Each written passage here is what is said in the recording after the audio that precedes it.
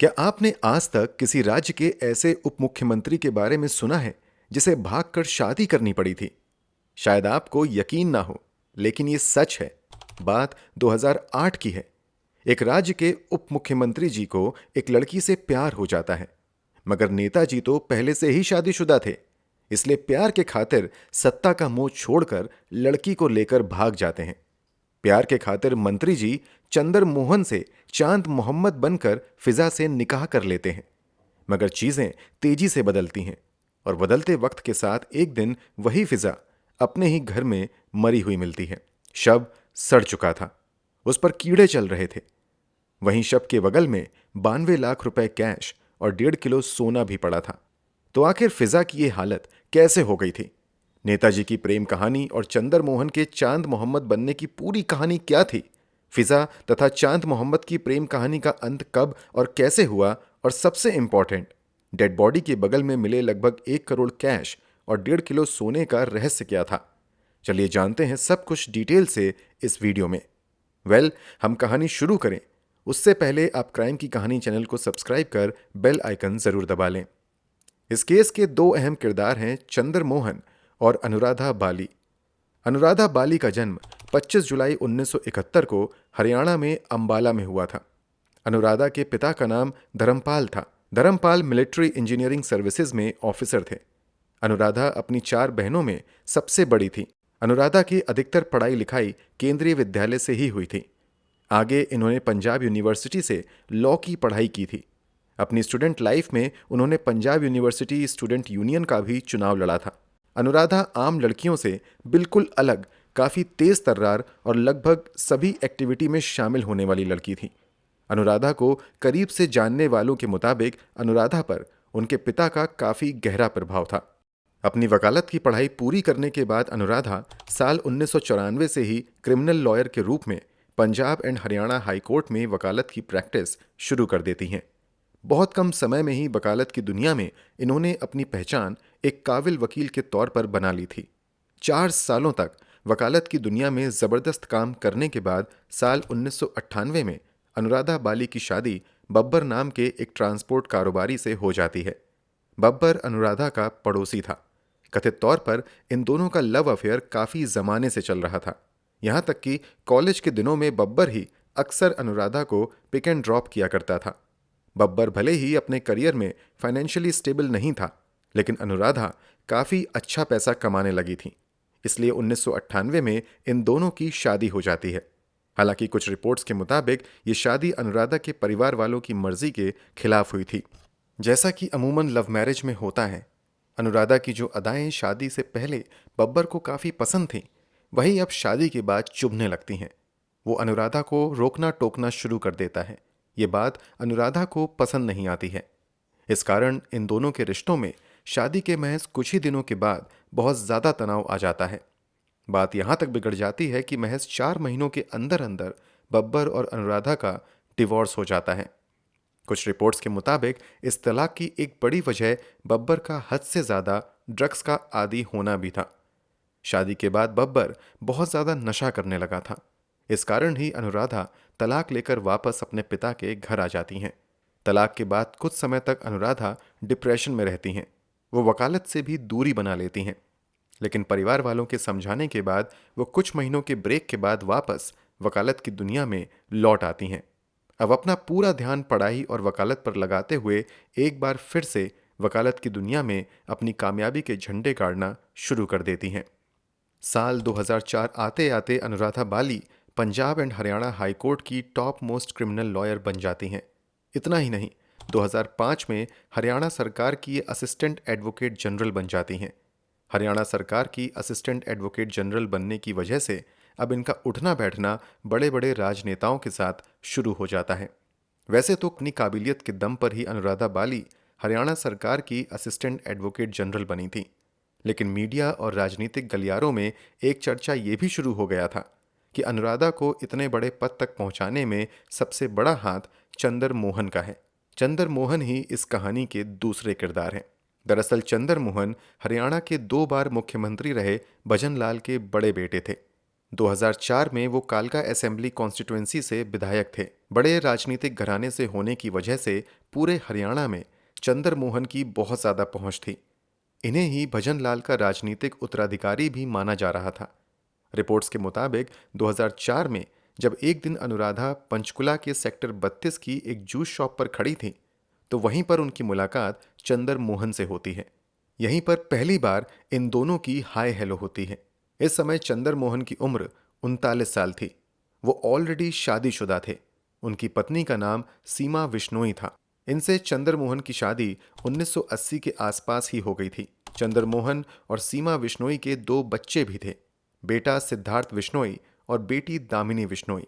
बेटा एक गंभीर जेनेटिक बीमारी से पीड़ित था। कथित तौर पर पहली मुलाकात के बाद अनुराधा और चंद्र मोहन में बातचीत का सिलसिला शुरू हो जाता है। देखते ही देखते दोनों एक दूसरे को पसंद करने लगते हैं। इन सब के बीच 2005 में चंद्र मोहन का राजनीतिक प्रमोशन भी होता है। इन्हें 15 मार्च 2005 को हरियाणा का 5वां उप मुख्यमंत्री बनाया जाता है। ये वही समय था जब मार्च 2005 में अनुराधा को भी हरियाणा सरकार का असिस्टेंट एडवोकेट जनरल बनाया जाता है। साल दर साल वकालत की दुनिया में अनुराधा का कद और बड़ा होता जाता है। पूरे हरियाणा में अब ये किसी पहचान की मोहताज नहीं रह गई थी।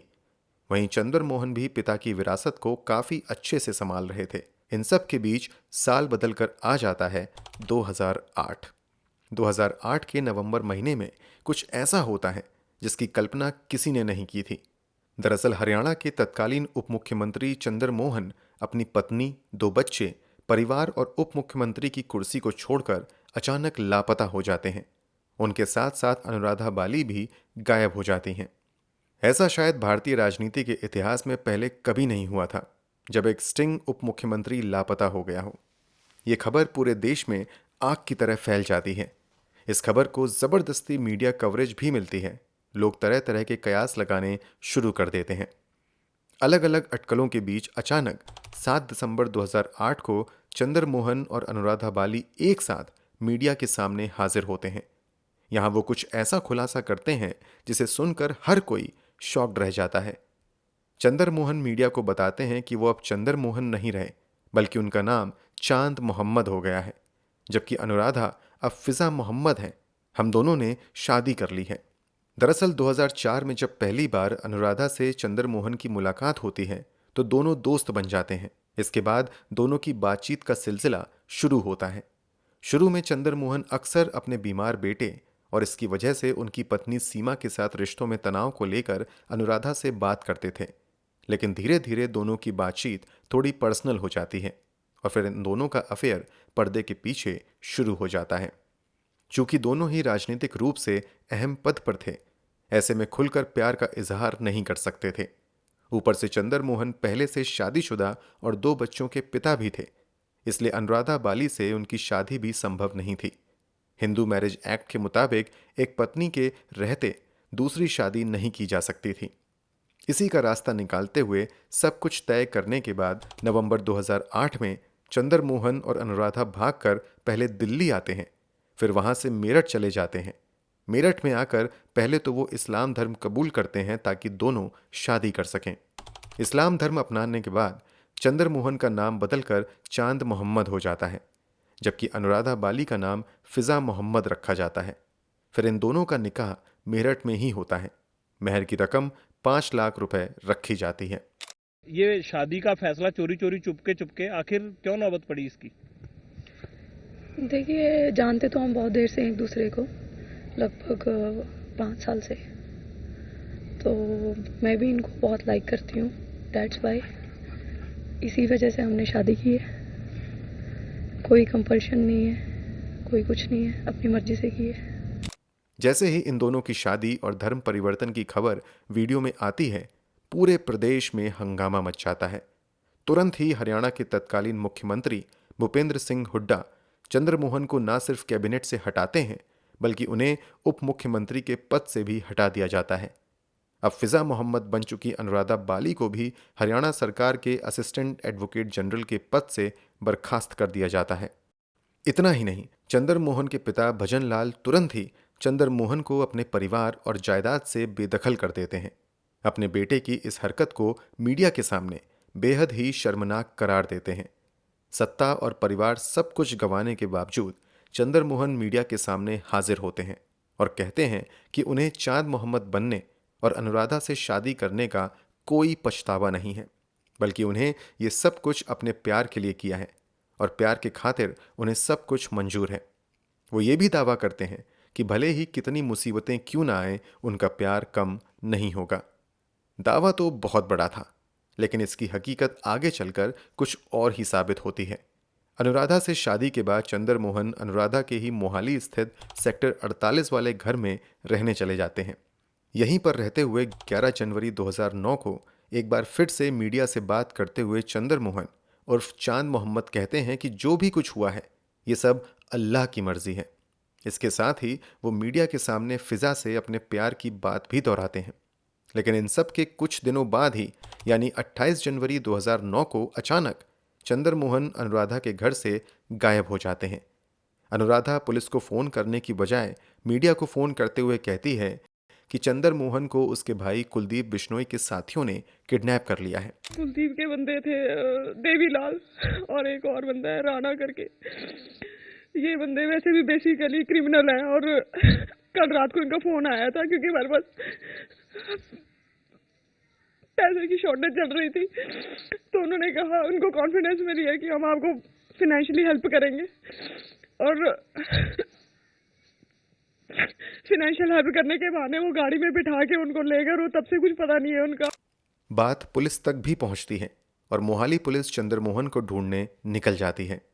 कुछ ही समय बाद मोहाली पुलिस को जानकारी मिलती है कि चंद्र मोहन दिल्ली में है। पुलिस वाले चंद्र मोहन की बातचीत फोन के जरिए अनुराधा से करवाते हैं। इस बातचीत में चंद्र मोहन की शैली बदली हुई नजर आती है। वो अनुराधा से कहता है कि मैं कोई बच्चा नहीं हूं, अब जब मन करेगा तभी लौटूंगा। इसके अलावा भी इन दोनों की फोन पर काफी बहस हो जाती है। इन सब के बावजूद अनुराधा कहती है कि इन दोनों की शादी में किसी तरह का मनमुटाव नहीं है, बल्कि कल तक सब कुछ अच्छा था। चंद्र मोहन के इस तरह घर छोड़कर जाने से अनुराधा बहुत ज्यादा परेशान हो जाती हैं और शाम में ही वो एक साथ लगभग 25 नींद की गोलियां एक साथ खाकर जान देने की कोशिश करती हैं। हालांकि समय पर पुलिस को जानकारी मिल जाती है। अनुराधा को बेहोशी की हालत में अस्पताल पहुंचाया जाता है। डॉक्टर उनकी जान बचाने में कामयाब हो जाते हैं। अनुराधा की जान बच जाती है, लेकिन मोहाली पुलिस अनुराधा के खिलाफ जान देने की कोशिश के लिए आईपीसी की सेक्शन 309 के तहत एफआईआर दर्ज कर लेती है। अब यहां पर मामले में फिर से बड़ा ट्विस्ट आता है। 31 जनवरी 2009 को चंद्र मोहन के हवाले से मीडिया में खबर आती है कि चंद्र मोहन ने कहा है कि उन्हें अपनी पहली पत्नी सीमा बिश्नोई और दोनों बच्चों की बहुत याद सता रही है और बहुत जल्द वो उनसे मिलना चाहते हैं, अपने घर लौटना चाहते हैं। आगे यानी 2 फरवरी 2009 को अनुराधा की ओर से एक प्रेस कॉन्फ्रेंस भी किया जाता है, जिसमें वो बताती हैं कि चंद्र मोहन ने मुझे फंसाया, मेरा इस्तेमाल किया और मुझे फेंक दिया। इसके बाद 16 फरवरी 2009 को अनुराधा वाली के वकील मोहाली के एसएसपी से मिलकर चंद्र मोहन के खिलाफ केस दायर करते हैं। इसके अलावा चंद्र मोहन पर अनुराधा की ओर से शादी के बाद धोखा देने, धमकी देने तथा धार्मिक भावनाओं को ठेस पहुंचाने जैसी धाराओं के तहत मामला दर्ज करवाया जाता है। 19 फरवरी को अनुराधा पंजाब मानवाधिकार आयोग के सामने भी जाकर चंद्र मोहन के खिलाफ शिकायत दर्ज करवाती हैं। इन सब के बीच खबर आती है कि चंद्र मोहन इंडिया छोड़कर लंदन चला गया है। लंदन से ही चंद्र मोहन पंजाब पुलिस को फैक्स के जरिए रिक्वेस्ट करता है कि जब तक वो लंदन से वापस ना आ जाए उसके खिलाफ कोई शिकायत दर्ज नहीं होनी चाहिए। इसके कुछ समय बाद अनुराधा की शिकायत पर चंद्र मोहन के खिलाफ शिकायत दर्ज हो जाती है, लेकिन चंद दिनों के अंदर हरियाणा पुलिस की ओर से चंद्र मोहन को उन सभी मामलों में क्लीन चिट दे दी जाती है जिनकी भी शिकायत अनुराधा की ओर से की गई थी। इसके 2 ही दिन बाद यानी 12 मार्च को ही पुलिस की ओर से आधिकारिक रूप से चंद्र मोहन के खिलाफ अनुराधा की ओर से दी गई शिकायत वाली फाइल ही बंद कर दी जाती है। अगले दिन चंद्र मोहन अनुराधा को फोन करता है। इन दोनों के बीच क्या बातचीत होती है वो पब्लिकली तो अवेलेबल नहीं है, लेकिन अगले दिन यानी 14 मार्च 2009 को एक बार फिर से चांद मोहम्मद उर्फ चंद्र मोहन अनुराधा उर्फ फिजा मोहम्मद को फोन करता है। इस बार वो फोन पर ही 3 बार तलाक तलाक तलाक कहते हुए कहता है कि आज से मेरा तुम्हारा रिश्ता खत्म। इसके अलावा वो एसएमएस के जरिए भी तलाक कन्फर्म करता है। इस तरह बगावत से शुरू हुई प्रेम कहानी का अंत शादी के 3 महीने 12 दिन बाद हो जाता है। कुछ दिनों तक एक बार फिर से मीडिया में ये केस छाया रहता है, लेकिन धीरे धीरे इसकी चर्चाएं खत्म हो जाती हैं। हालांकि बीच बीच में जरूर मीडिया के सामने आकर अनुराधा बयान देती है कि चंदर मोहन की ओर से उसे लगातार धमकी मिल रही है। हालांकि कानूनी रूप से इन धमकियों की पुष्टि कभी नहीं हुई। चंदर मोहन तो अनुराधा से छुटकारा पा चुका था, लेकिन वो कानूनी रूप से अब भी चांद मोहम्मद और धार्मिक रूप से मुसलमान था। इसलिए 28 जुलाई 2009 को हिसार के एक मंदिर में धर्मगुरुओं की उपस्थिति में चांद मोहम्मद की घर वापसी कार्यक्रम का आयोजन होता है और इसी कार्यक्रम में पूरे रीति रिवाज से चांद मोहम्मद एक बार फिर से चंदर मोहन बन जाता है। इस घर वापसी कार्यक्रम में एक बार फिर से हिंदू धर्म अपनाने के बाद चंदर मोहन वहां मौजूद भीड़ को संबोधित करते हुए कहता है कि मैं अपने समुदाय से खेद प्रकट करता हूं। मुझे समझ में आ चुका है कि फिजा से शादी करना मेरी जिंदगी की सबसे बड़ी भूल थी। इसके साथ ही चंदर मोहन वापस अपनी पत्नी सीमा विश्नोई तथा बच्चों के साथ रहने लगते हैं। परिवार से भी इनका निष्कासन खत्म हो जाता है। कुल मिलाकर चंदर मोहन की जिंदगी पटरी पर वापस आ जाती है। लेकिन उधर अनुराधा की जिंदगी इस इंसिडेंट के बाद काफी ज्यादा बदल जाती है। कुछ रिपोर्ट्स के मुताबिक परिवार वाले अनुराधा का भी शुद्धिकरण करते हैं और उसे भी फिजा मोहम्मद से अनुराधा बाली बनाया जाता है। इन सब के बीच अनुराधा लगभग डिप्रेशन में चली जाती हैं। इनके जीवन में अब इनके कुछ दोस्तों के अलावा कोई नहीं बचा था। वो कई बार जान देने की भी कोशिश करती हैं, लेकिन मौका रहते उन्हें बचा लिया जाता है। पिता की मौत पहले ही हो चुकी थी। 2010 में मां की भी मौत हो जाती है। इससे वो और भी ज्यादा टूट जाती हैं। अब उनके परिवार में इनके एकमात्र अंकल रह गए थे। 2010 में ही अंकल से भी झगड़ा हो जाता है और ये भी घर छोड़कर चले जाते हैं। 42 साल से अंकल परिवार का हिस्सा रहे थे। पड़ोसियों से कई बार छोटी छोटी बातों पर झगड़ा होने लगता है। कई बार तो पुलिस को भी बीच बचाव करने आना पड़ता है। 2011 में अनुराधा फिजाए हिंद नाम की एक पॉलिटिकल पार्टी भी बनाती हैं और वो कहती हैं कि अपनी राजनीति के जरिए वो राजनीति की पूरी परिभाषा ही बदल देंगी। लेकिन राजनीति के मैदान में वकालत की तरह अनुराधा को कामयाबी नहीं मिलती है और वो बहुत कुछ नहीं कर पाती हैं। देखते ही देखते वो गुमनामी में चली जाती हैं। अनुराधा की चर्चा मीडिया में अगली बार 6 अगस्त 2012 को होती है, लेकिन इस बार चर्चा में आने की वजह बहुत ही दुखद थी। दरअसल 6 अगस्त के आसपास अनुराधा के कुछ पड़ोसी शिकायत करते हैं कि अनुराधा के घर से बहुत ज़्यादा बदबू आ रही है। इसके अलावा कहा जाता है कि अनुराधा को 2 अगस्त के बाद किसी ने घर की बालकनी में या कहीं भी बाहर देखा ही नहीं है। कॉल डिटेल से पता चलता है कि अनुराधा की आखिरी बात 1 अगस्त को शाम के 6:02 पर उसके अंकल से हुई थी। अनहोनी की आशंकाओं के बीच पुलिस को खबर दी जाती है। अनुराधा के अंकल भी पुलिस वालों को शिकायत करते हैं कि अनुराधा कॉल नहीं उठा रही है। अंकल की मौजूदगी में पुलिस वाले आकर दरवाज़ा खुलवाने की कोशिश करते हैं, लेकिन कोई जवाब ना मिलने की सूरत में दरवाज़ा तोड़कर पुलिस वाले अंदर जाते हैं। अंदर का नज़ारा हिला देने वाला था। पूरा घर बहुत ज़्यादा बदबू कर रहा था। किसी तरह पुलिस वाले मुंह और नाक पर कपड़ा लपेटकर घर के अंदर जाकर तलाशी लेना शुरू करते हैं। एक कमरे में बेड पर अनुराधा बाली की बॉडी मिलती है। बॉडी काफ़ी हद तक डिकम्पोज हो चुकी थी और उसमें कीड़े लग चुके थे। देखने से लग रहा था कि अनुराधा की मौत 4-5 दिन पहले ही हो चुकी है। लेकिन गुमनामी और अकेलेपन का शिकार हो चुकी अनुराधा की इस बीच किसी ने खबर नहीं ली। इस कारण उसकी लाश यूं ही पड़ी रही। फ्लोर पर बियर की बोतल, सिगरेट के डिब्बे और पास में ही एक प्लेट में कुछ पकौड़े रखे हुए थे। अब सबसे बड़ा सवाल उठने लगता है कि क्या किसी ने अनुराधा बाली की हत्या कर दी या फिर उन्होंने अपना जीवन खुद ही समाप्त कर लिया। पुलिस इसे अननेचुरल डेथ का मामला मानते हुए ही अपनी इन्वेस्टिगेशन आगे बढ़ाती है। पोस्टमार्टम रिपोर्ट से खुलासा होता है कि अनुराधा के शरीर में रैट पॉइजन के अंश मौजूद हैं, यानी मौत की वजह चूहा मारने वाली दवा थी। कहीं ये जहर किसी ने खाने पीने की चीज़ में मिलाकर तो अनुराधा को नहीं दे दी थी। इसी बात का पता लगाने के लिए डेड बॉडी के आसपास मिले खाने पीने की चीज़ों को भी जांच के लिए भेजा जाता है, लेकिन किसी भी चीज़ में जहर के अंश नहीं मिलते हैं। कुल मिलाकर एक्सपर्ट्स की राय और पुलिस इन्वेस्टिगेशन इस बात की ओर इशारा करती है कि अनुराधा बाली ने खुद ही जहर खाकर अपनी जान दे दी है।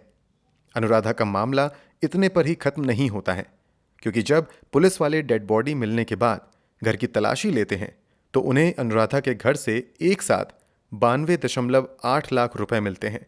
इसके अलावा घर के अंदर से 1.5 किलो सोने की ज्वेलरी तथा 800 ग्राम चांदी की ज्वेलरी मिलती है।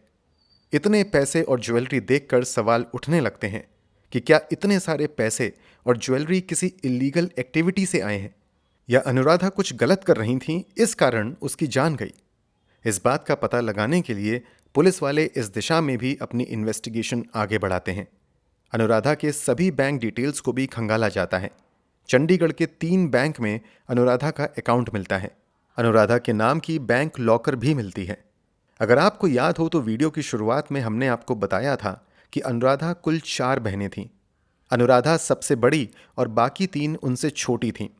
इन 3 बहनों की मौजूदगी में 13 सितंबर 2012 को पुलिस वाले लॉकर खोलते हैं। अनुराधा के एक लॉकर से 1.05 करोड़ रुपए कैश मिलते हैं। इसके अलावा एक और सेपरेट लॉकर से 1 लाख रुपए मिलता है। इन लॉकर से कई तरह के गोल्ड और डायमंड ज्वेलरी भी मिलती है। पुलिस पहले तो अनुराधा बाली की इस पूरी संपत्ति को अपने कब्जे में लेकर पूरी तरीके से इन्वेस्टिगेट करती है। पुलिस के मुताबिक इन्वेस्टिगेशन में कुछ भी इल्लीगल नहीं मिलता है।